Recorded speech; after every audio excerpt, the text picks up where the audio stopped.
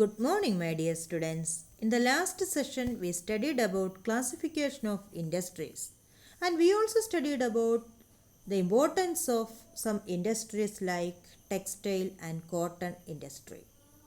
Today, we will discuss about some more industries like jute industry, sugar industry, and iron and steel industry. Jute industry.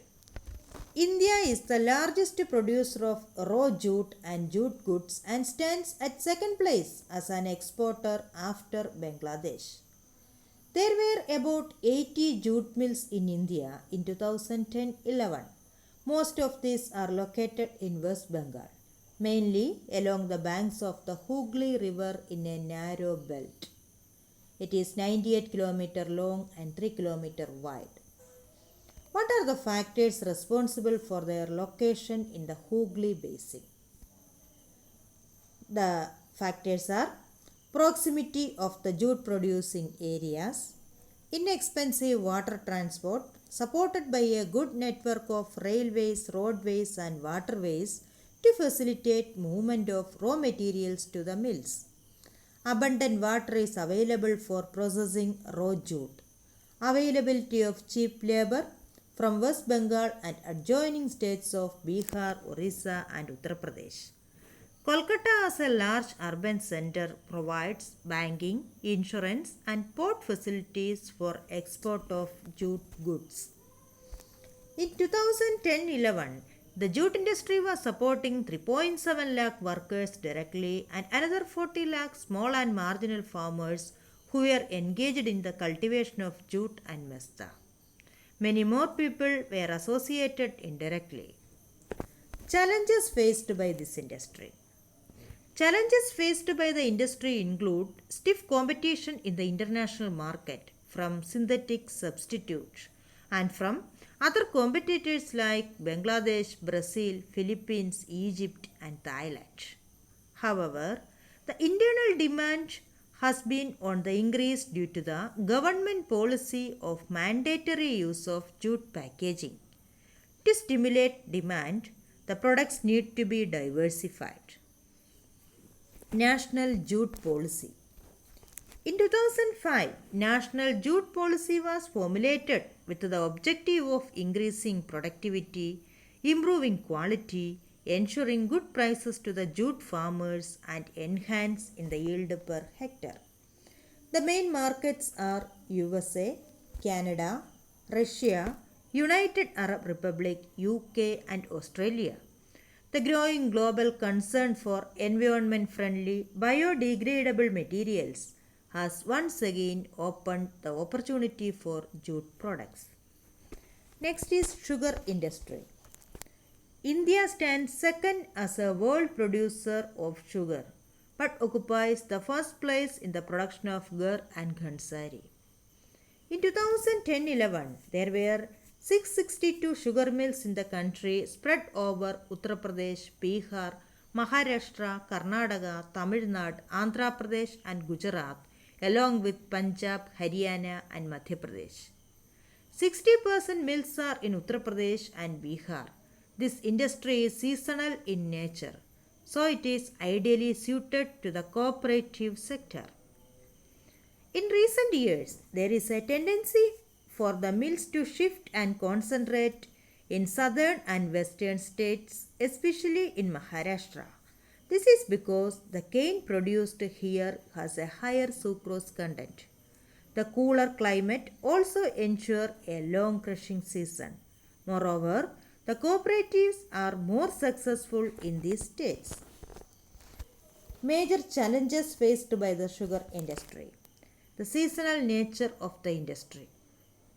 Old and inefficient methods of production. Transport delay in reaching the cane to factories. And need to maximize the use of bagasse. Next is iron and steel industry. Industries that use minerals and metals as raw materials are called mineral-based industries. Iron and steel industry is one of the important mineral-based industries. The iron and steel industry is the basic industry since all other industries, heavy, medium, and light, depend on it for their machinery.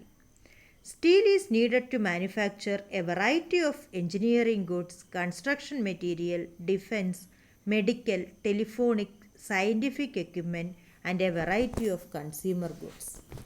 Production and consumption of steel is often regarded as the index of country's development. Iron and steel is a heavy industry because all raw materials as well as finished goods are heavy and bulky, entailing heavy transportation cost. Iron ore, coking coal, and limestone are required in the ratio of approximately 4 is to 2 is to 1. Some quantities of manganese are also required to harden the steel. Remember, the finished products also need an efficient transport network for their distribution to the markets and consumers. In 2014, with 86.5 million tons of crude steel production, India ranked 4th among the world crude steel producers. It is the largest producer of sponge iron. In 2014, per capita consumption of steel in the country was only around 60 kg per annum against the world average of 217 kg. Most of the public sector undertakings market their steel through Steel Authority of India Limited. Chota Nagpur Plateau region has the maximum concentration of iron and steel industries. It is largely because of the relative advantage this region has for the development of this industry.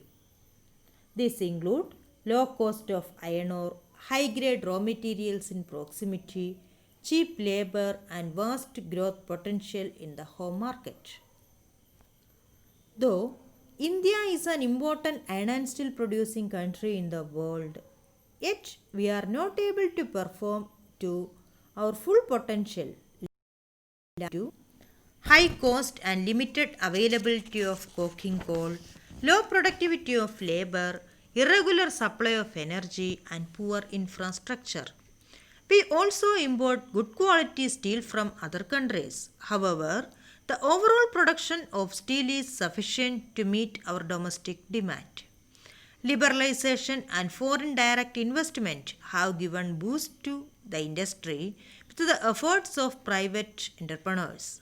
There is a need to allocate resources for research and development to produce steel more competitively.